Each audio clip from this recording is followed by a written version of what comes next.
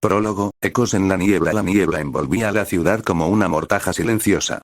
Bajo las farolas temblorosas del distrito viejo de Santa Corra, las sombras parecían cobrar vida, alargándose sobre los adoquines húmedos. Nadie salía a esas horas. No después de lo ocurrido. Habían pasado 3 meses desde el primer hallazgo. 3 víctimas, cada una asesinada en días exactos del mes. El 6, el 16 y el 26. Cada escena del crimen estaba marcada con un patrón idéntico. El símbolo de un círculo atravesado por una línea vertical, dibujado con la sangre de la víctima. No había huellas, no había testigos. Solo un rastro de horror y un hedor a incienso quemado y metal oxidado.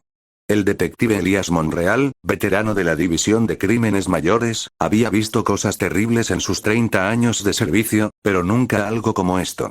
Cada pista lo llevaba a un callejón sin salida. Cada nueva muerte era como una nota en una sinfonía macabra que parecía dirigida por una fuerza que escapaba a toda lógica. Lo que más lo inquietaba no eran los cuerpos, ni siquiera el ritualismo de los asesinatos. Era la sensación de ser observado. De que alguien, o algo, jugaba con él. Y peor aún, empezaba a sospechar que el asesino no estaba solo. Que algo más, lo acompañaba. Y entonces, apareció la carta. Sin remitente. Entregada directamente en la oficina de homicidios. Dentro, una hoja amarillenta con una sola frase escrita en tinta negra. Cuando la luna llore sangre, la puerta se abrirá. Tú serás el guardián. O el cordero. Elías sintió un escalofrío recorrerle la espalda. Porque lo sabía, aunque no podía explicarlo. Aquella frase no era una amenaza. Era una profecía. Capítulo 1. El guardián renuente. Elías Monreal nunca creyó en profecías, ni en fantasmas, ni en el destino. Su mundo estaba hecho de lógica, pruebas y patrones. Pero a medida que la investigación del asesino, apodado por la prensa como el profeta, se adentraba en terreno oscuro, su escepticismo empezaba a tambalearse. Esa mañana, al llegar a la comisaría, encontró su escritorio revuelto. Los informes del caso apilados de forma diferente, un café frío aún humeante sobre la carpeta sellada. Nadie había estado allí. Nadie, según las cámaras. ¿Te pasa algo, Elías?, preguntó la teniente Sofía Corbalán, su compañera de confianza. Él le mostró la carta. Ella la leyó en silencio y se quedó pálida. ¿Tú crees en esto? No. Pero el asesino sí. Y eso ya es suficiente para preocuparme. Sofía no insistió. Sabía que Elías era como un perro de presa. Si mordía una pista, no la soltaba. Ambos se sumergieron en los expedientes. Pero cuanto más leían, más extraño se volvía todo. Las víctimas no tenían relación aparente. Un profesor de historia antigua, una violinista ciega, un médico forense jubilado. Sin conexión directa, salvo por un detalle omitido en los informes públicos. Cada uno tenía en su cuerpo una pequeña marca de quemadura con el mismo símbolo ritual. La policía había creído que era parte del sadismo del asesino. Elías ya no estaba tan seguro. Esa noche, decidió volver a la primera escena del crimen. La casa del profesor Luis Aranzadi, en el barrio antiguo, llevaba clausurada desde el asesinato. El precinto policial colgaba flácido como una piel muerta. Al entrar, todo estaba intacto, salvo por una figura de arcilla que no recordaba del informe. Era un pequeño ídolo, de unos 30 centímetros, con rostro serpentino y una corona de espinas talladas. Cuando Elías lo tocó, una ráfaga de frío le recorrió el cuerpo. Su visión se nubló, y por un instante, vio el cuarto tal como había sido la noche del crimen. Sangre en las paredes, un pentagrama incompleto dibujado con carbón, y una sombra alta, humana pero deformada, de pie junto al cadáver. Elías cayó de rodillas. Al recuperar el aliento, todo había vuelto a la normalidad.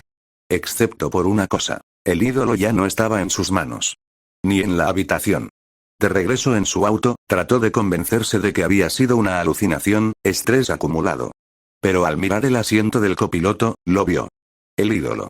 Y en su base, un nuevo símbolo había aparecido, grabado con fuego. Un ojo. Ese mismo símbolo, horas después, apareció en el cadáver de la cuarta víctima. Capítulo 2. El ojo que todo ve. Elías no durmió esa noche. Pasó horas observando el ídolo sobre su escritorio, girándolo con cuidado, buscando una explicación racional. Lo había colocado dentro de una caja fuerte portátil, encerrado entre láminas de plomo, como si eso pudiera contener lo que fuese que emanaba de él. Aún así, el símbolo del ojo ardía en su mente, pulsando como una herida abierta. Al amanecer, recibió la llamada. Tenemos otro cuerpo. El mismo símbolo. La escena del crimen estaba en el Parque San Jerónimo, bajo el monumento a los fundadores de Santa Cora.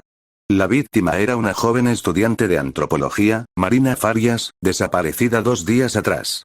Estaba colocada en posición fetal, rodeada de hojas secas dispuestas como pétalos. No había sangre visible. No había signos de lucha. Pero lo más perturbador era su rostro. Tenía una expresión de paz, como si hubiese muerto sonriendo. Elías se agachó junto al cadáver. En su frente, con precisión quirúrgica, estaba grabado el mismo ojo que había visto en la base del ídolo. Un símbolo idéntico al del primer crimen, solo que esta vez, parecía haber sido hecho desde adentro de la piel, como si hubiese emergido por sí solo. ¿Qué clase de asesino hace esto sin dejar un rastro?, murmuró Sofía, a su lado. Uno que no trabaja solo. O que no es humano. Sofía lo miró, sorprendida. Elías no solía decir cosas así. Pero algo en sus ojos había cambiado. Ya no era solo lógica. Había miedo. De vuelta en la comisaría, Elías se encerró en el archivo. Revisó informes de homicidios sin resolver de los últimos 50 años. Buscaba patrones, símbolos, coincidencias. Y entonces, lo encontró. Un caso olvidado de 1973. Una serie de muertes en un convento abandonado en las afueras de Santa Cora. Las víctimas. Monjas. Las causas. Muerte por colapso cardíaco, todas con la misma marca del ojo grabada en la frente. La investigación fue archivada, tachada de histérica, sin culpables. Pero en una de las fotografías, se distinguía lo imposible. El mismo ídolo que ahora tenía Elías, sobre un altar, rodeado de candelabros. Esa noche, fue a visitar a una persona a la que no quería ver. Su padre.